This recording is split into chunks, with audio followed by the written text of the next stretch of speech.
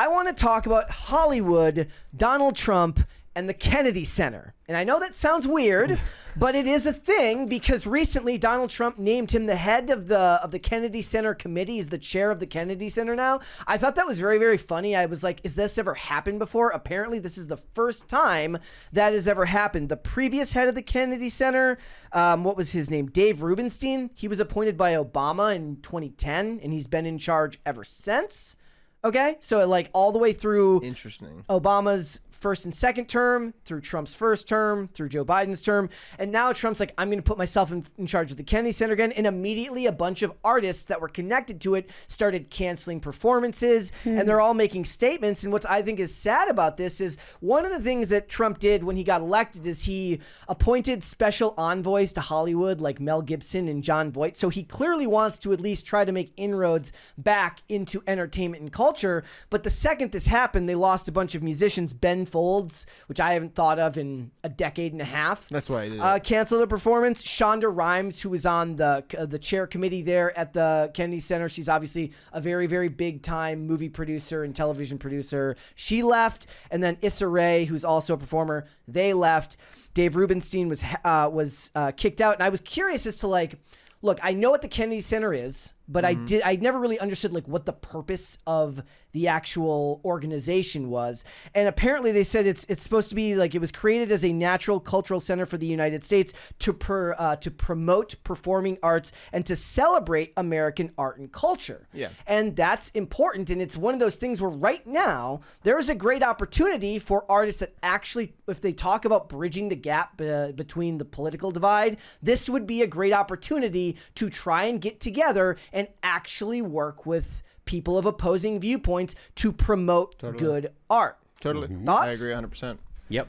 Thoughts? Yeah, I mean, I do think I think that it would be great for anyone that wants to bridge the divide. It's obviously an unqualified good to be involved in something like the Kennedy Center. The people that canceled their performances and their stuff, they did it because it's the leftovers of cancel culture. They thought that this is the right thing to do. It's unlikely that they had really considerably strong opinions about it. I mean, maybe they did, but I think that it's mostly for PR and thinking that, this kind of behavior still matters to people, even though it's likely that most Americans don't care about that stuff. And when they hear that people do that kind of performative canceling of performances, the performative cancellations, they think that it's a bad move, and they think less of the people that do the cancellation. Well, this was my issue with it. So the new board for the Kennedy Center, again, remember the point of the Kennedy Center is to promote the performing arts, celebrate American art and culture, and then also arts education. And the new board is Usha Vance, Elaine Chow. I forget how to spell the name. Elaine She's Mitch McConnell's wife. Nice. Okay, and then Pam Bondi. Like, those just aren't people I think of when I think of promoting the arts. At all. Yeah, you don't really think about arts. Say what you want. Pam Bondi? Yes, yeah. AG Pam Bondi. Say what you want about Democrats, but they reach out to artists and they have found a way to embed themselves in culture. And right now, what they need to start doing is finding artists. Maybe what you want to find is artists who are on the come up and aren't so held hostage by the industry where they feel like they have to say no.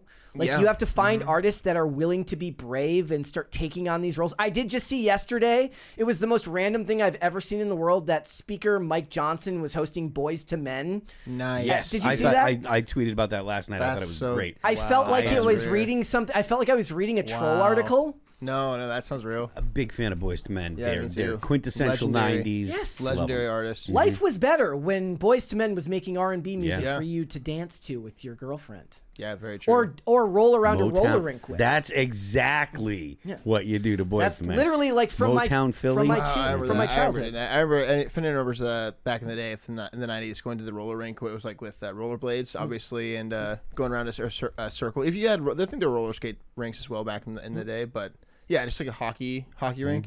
But yeah, this is what communists have always done, brother. They just take art and they say we are art. And like if you look at all the this is something I've drawn I think comparison in the past for like all the new school art style of like corporate art is just the same thing as stuff from the early 30s. You know, same block style, just different motif, different colors.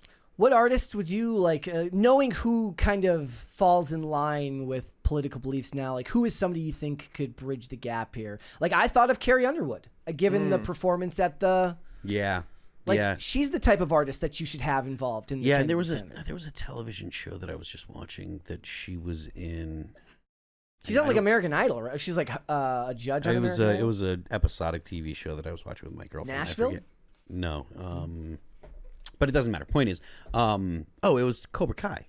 Oh, she was in she performed. She had a cameo in Cobra Kai.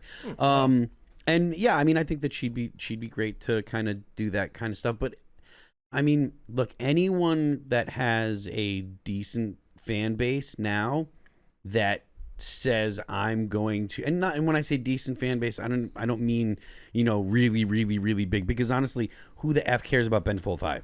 Nobody cares about Ben Folds 5. I don't think it's the Ben Folds 5 anymore. It's just Ben Folds. It probably is just Ben Folds. So the point being, like, if Ben Folds is touring, Ben Folds is playing 1,000, 2,000 seaters, and I'm sure it's a great career. I'm sure he has tons of fun. I'm not knocking him, but the point is, he's not making a massive impact in the culture. He's not filling stadiums. He's not it's not some kind of big gigantic artist. And so anyone that's of that level, if you can get 1,000 people to come out to see your music, 1,000, 2,000 people regularly, those people should definitely be like, yeah, I would go and play for play for the president, because they you don't have the same kind of downside that a massive artist does, because in case anything goes wrong. Yeah, because if you're playing stadiums, right? Yeah. You got 75,000 people. Yeah. Well, if there's 75,000 people that come to your show, right?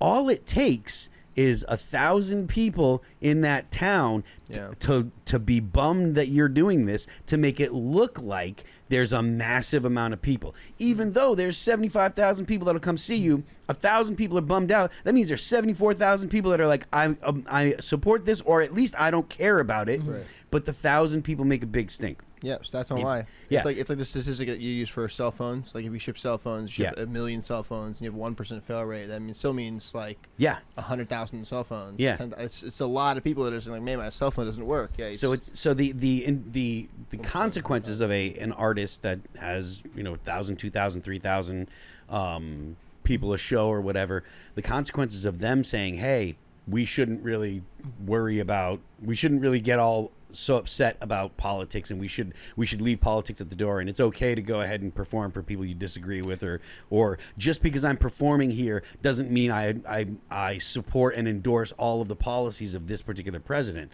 Part of national cohesion. Yes, exactly. So I think that more smaller artists should do that.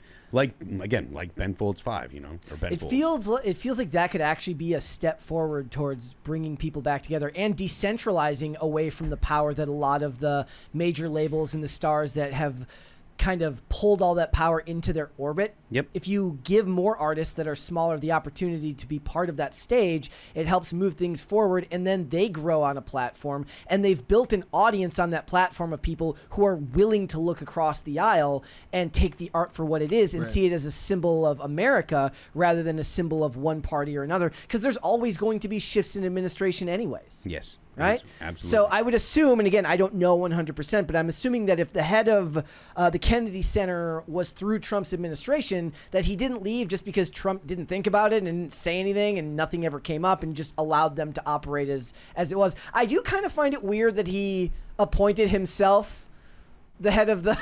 It could just be for the time being, though. He could be like, I don't have a person for this right now. I'm going to appoint myself, and then let me sit with it for a minute.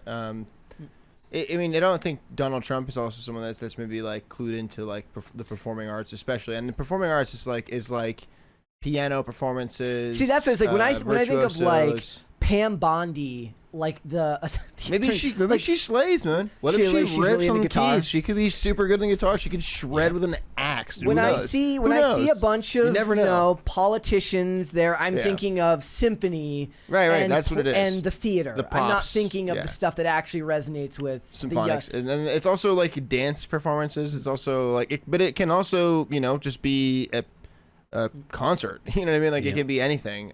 But primarily that's what this refers to. So. I mean, maybe. I don't know. He's also a billionaire from New York. I'm sure he's met people. I'm sure he knows, the scene. This was Issa Rae's comment about this. She says, it says, thank you all so much for selling out the Kennedy Center for an evening with Issa Rae.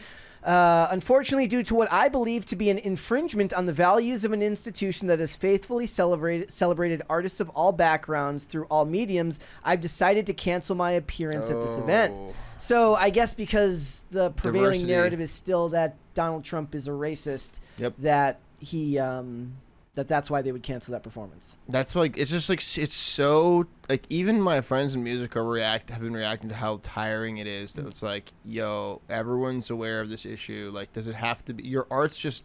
It's like, I saw a friend of mine say like, I don't care that your thing is for Palestine. Like you're just using it as a shield because your art is bad. Like that's not just because it's about Palestine, it's for protests. It doesn't give you an excuse to have bad product. It's not like it doesn't forgive it. It doesn't excuse it. It's just everyone's tired of it. It's like it feels like 10 years we've been doing this. Yeah. I don't know. Even It's people on been the other longer side are than like, that now. yeah, Everyone's it definitely is. It feels like the only way Ugh. out of it is for the next generation to just have been inundated with it so much growing up that they just see it as passé now. They were going to rebel against it. So I've been saying for a long time, I've always never really kind of been as scared about it because I've realized that if I was rebelling against whatever this is, and they're rebelling against whatever this is, then this is the hegemony. Now the hegemony, like the structure or the what do you call it? The what's the word I'm looking for? The hierarchy itself. The hierarchy itself is LGBTQIA plus and counting. That is what it is. So like they're gonna be like, this is lame. This sucks. And they're gonna throw this off like just like they did